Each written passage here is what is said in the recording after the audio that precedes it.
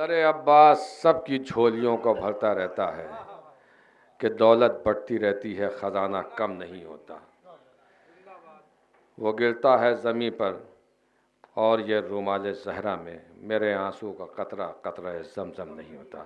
مرصع کلام سے نوازے تھے عالی جناب اعجاز ذیلی صاحب قبلہ. اور اب میں بہت ہی ادب و احترام کے ساتھ درخواست کر رہا ہوں خطیب اہل بیت عالی جناب مولانا سید علی حسین جعفری صاحب قبلہ کی خدمت میں تشریف لائیں. پروفیسر سید علی حسین صاحب قبلہ جعفری میں گزارش کر رہا ہوں تشریف لائیں اور اپنے کلمات سنائیں. بہت بہت شکریہ.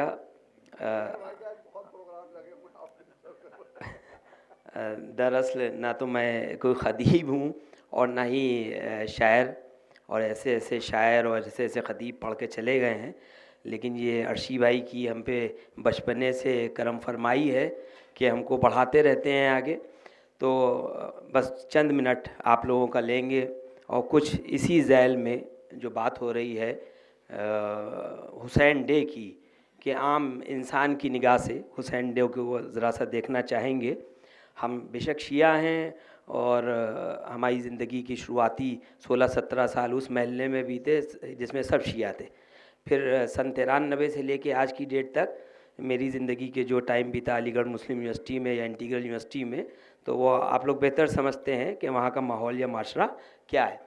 تو سوال یہ اٹھتا ہے کہ جب امام حسین علیہ السلام کی بات آتی ہے کہ جیسا بچپنے میں ہم لوگوں نے سنا ہمیشہ اپنے خطیبوں سے کہ امام حسین نے دین کو بچا لیا اور انسانیت کو بچا لیا.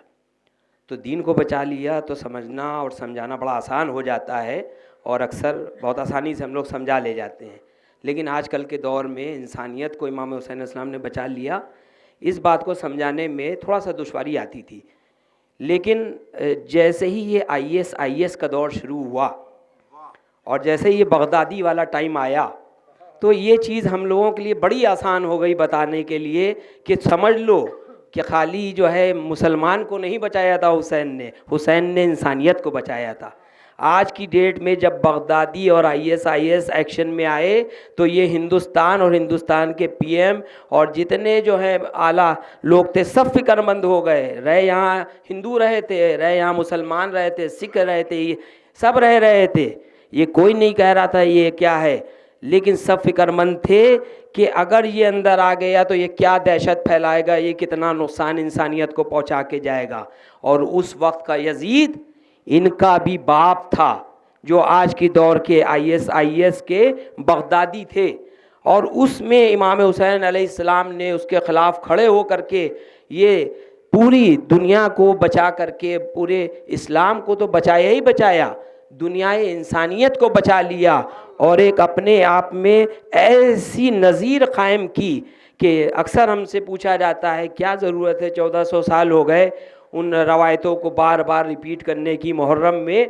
تو ایک سیدھا سا جواب ہے کہ اللہ کو جس کا عمل پسند آتا ہے وہ اس کو ایسا قائم کر دیتا ہے کہ انسان چاہ کر کے بھی اس کو نہیں مٹا پاتا ہے.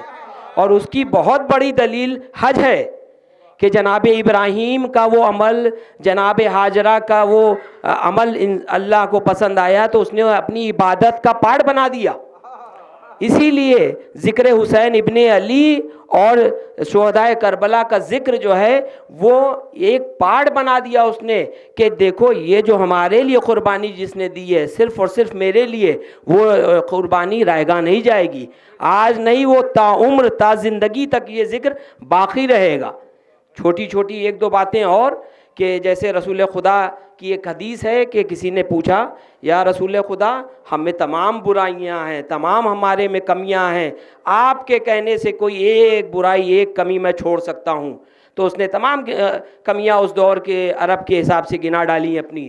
رسول خدا نے کہا کچھ نہیں، تم ایک کام کرو، تم جھوٹ بولنا چھوڑ دو.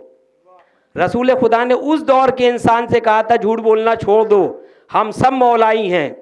ذرا سا ہم ایک بار اپنا تجزیہ کر لیں کہ کیا ہم اس کے اوپر عمل کر رہے ہیں جو 1400 سال پہلے رسول خدا نے کہا تھا.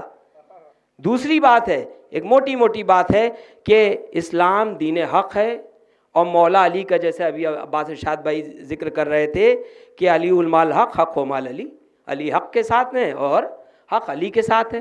تو حق کی کے ساتھ رہنا اور حق کو ماننا یہ اپنے آپ میں انڈیکیٹر ہے کہ آدمی صحیح ہے. مولا حسین کیوں کھڑے ہوئے تھے یزید کے سامنے؟ کیونکہ وہ باطل پہ تھا. نہیں تو کیا، یزید تو سب کچھ دینے کو تیار تھا، یہ تخت لے لیے، یہ دولت لے لیے. وہ آج کے دور میں ہم یہ نہیں دیکھیں کہ حق ہے یا باطل ہے، پیسہ آ رہا ہے پیسہ لے لو. کتنے بڑے ہم لوگ مولائی ہیں، کتنے بڑے ہم لوگ حسینی ہیں. ہم لوگ خود اپنے کو انالائز کر سکتے ہیں، دیکھ سکتے ہیں. بس انہی چند باتوں کے ساتھ میں اپنی بات کو مکمل کروں گا. اور بہت بہت شکریہ ارشی بھائی کا اور سامعین کا جنہوں نے ہمیں سنا. بہت بہت شکریہ. السلام علیکم.